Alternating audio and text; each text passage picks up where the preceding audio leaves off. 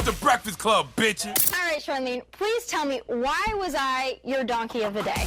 I don't owe you no damn explanation, okay? Donkey of the day for Wednesday, April 28th goes to Richard Barnett and his attorney, Joseph McBride. Look, I'm not going to be up here long. Says every pastor before he preaches for 3 hours. But do you remember who Richard Barnett is? Well, you should. And you should never forget, because he's one of the members of Vanilla ISIS, one of the members of the domestic terrorist organization Al Cracker, who bum-rushed the Capitol building on January 6th. Let me tell you something. There's not a day that should go by that our mainstream media does not talk about the attempted coup that happened in this country on January 6th, okay? There needs to be a mass marketing campaign to promote what happened on January 6th. I need whoever does the marketing plan for Marvel, for Marvel TV shows and films to get on this. We need billboards, TV commercials, social media ads, constantly promoting the fact that a mayonnaise mob literally held an insurrection at the Capitol building on January 6th. I mean, textbook insurrection, a violent uprising against an authority or government. That's in the dictionary, okay? That happened in America, and folks treated it like it was just a bunch of drunk, wild white people doing too much at spring break in Florida. But when you live in a country where a white man can kill 8 people, mostly Asian and almost all women, and the captain of the sheriff's office, Jay Baker, chalks it up to him just having a bad day, that tells you all you need to know. But I, for one, will remind you of the attempted coup that happened in this country on January 6th for the rest of my life. And today's donkey gives me an opportunity to do just that now. I call Richard Barnett Osama bin racist. To me, he's like one of the leaders of Al Cracker. I mean, he was in the Capitol building with a stun gun, and he went into Nancy Pelosi's office and put his feet up on the desk. Remember Jay-Z rapped about it? You let them crackers storm your Capitol, put their feet up on your desk, and yeah, you talking tough to me. I lost all my little respect. All our little respect, okay? He left a menacing note to Nancy Pelosi. Now, this guy, prior to the Capitol riots, was waking up and choosing violence, okay? In fact, 10 days prior, he posted photographs of himself and other members of the mayonnaise mob protesting election results outside the state capitol in Little Rock, holding a rifle. And in a separate post on the same day, he wrote that he came into this world kicking and screaming, covered in someone else's blood, and he's not afraid to go out the same way. That post came with a selfie of Richard Barnett, a.k.a. Osama bin racist, with a rifle strapped to his chest while he's wearing a polo shirt with the Blue Lives Matter flag on his sleeve. Why am I telling you all that? Because when you factor that in and look at what he did at the Capitol building on January 6th, it's safe to say this guy may be prone to violence, right? Well, after serving 4 months in government custody for being one of the leaders of an attempted coup, Richard Barnett is being released. A federal judge ruled that Richard does not present the kind of danger to society that would warrant pretrial detention.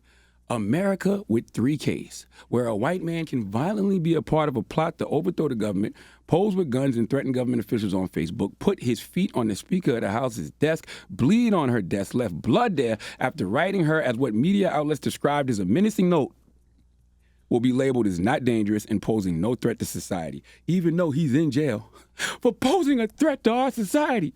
But Trayvon Martin, unarmed, wearing a hoodie with some Arizona iced tea and some Skittles, is dead, and his killer is free.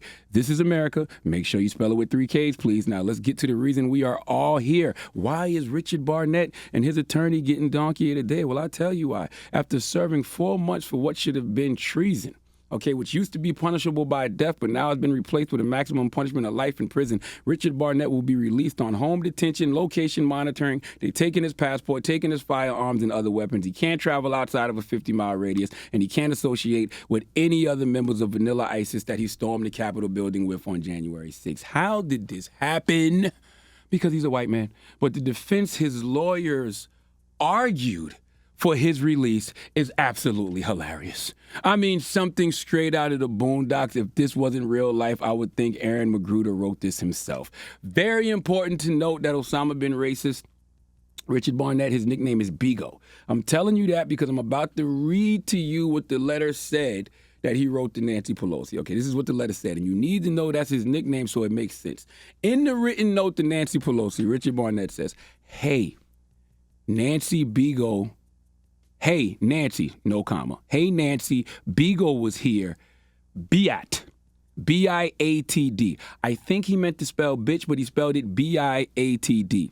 His lawyers argue that it does not say you are bitch. I'm reading this verbatim from court filings. Instead of writing the accusatory You bitch, as the government falsely states. It only says BIATD and without the word you. On information and belief, the D was meant to be two letters, C and H, with the C connected to an H to spell the word biatch, which is a slang and less offensive word than bitch. This is what his lawyer said. So basically, he's saying he didn't call Nancy Pelosi a bitch. He called her a biatch. His lawyers even included a link to an online definition of biatch as slang, used as a term of endearment or disparagement for another person.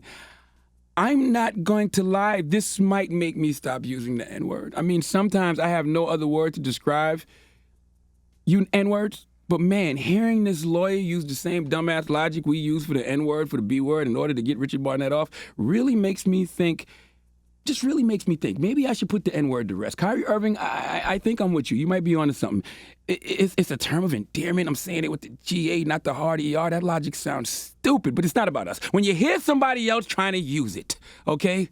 By the way, this defense only works because Richard Barnett is a white man. This defense wouldn't work for Too Short. Even in a courtroom with a judge who at some point in life has been asked, what's my favorite word?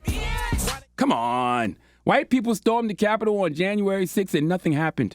Democrats should never stop talking about that. They should never stop reminding people of the fact that a group of white, treasonous, domestic terrorists tried to overthrow the government because they were mad at the election. This should always be a talking point. This should always be a headline. We should never stop discussing this. But Richard Barnett should still be in jail. You know why? So what? He spelled bitch wrong. Okay? All right? But don't try to use our culture when it suits you. All right, that's what really happened. He spelled the B word wrong, and now he's trying to use our culture when it suits him. See, they don't love us, but they love our culture. All of a sudden, Richard Barnett has cultural competency? Cracker, please. Okay, he spelled bitch like that simply because he can't spell. All right, your ancestors didn't keep my ancestors from being able to read and write, while my ancestors were enslaved, for you to be illiterate, Richard. Okay, see, we all have those words we can't spell, but we can pronounce. See, Richard said he wrote biatch as a term of endearment in the note.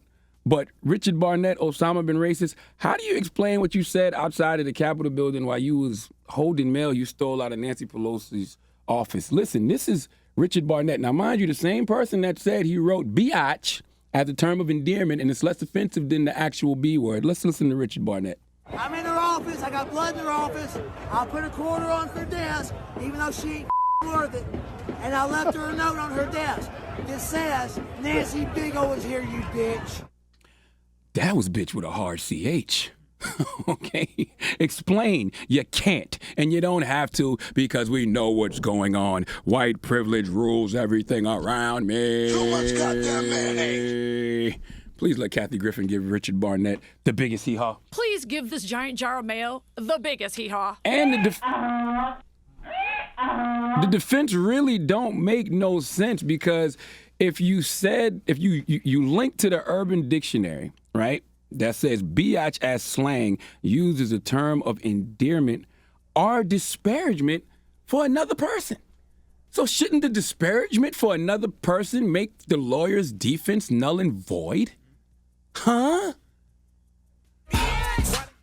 Happy born day to Too Short, too, by the way. Drop on the clues bombs for Too Short. Yeah, happy birthday. Today is Too Short's born day, okay? And don't ever think that defense would work for Too Short, okay? And we know he's the architect of saying the word biatch in that way.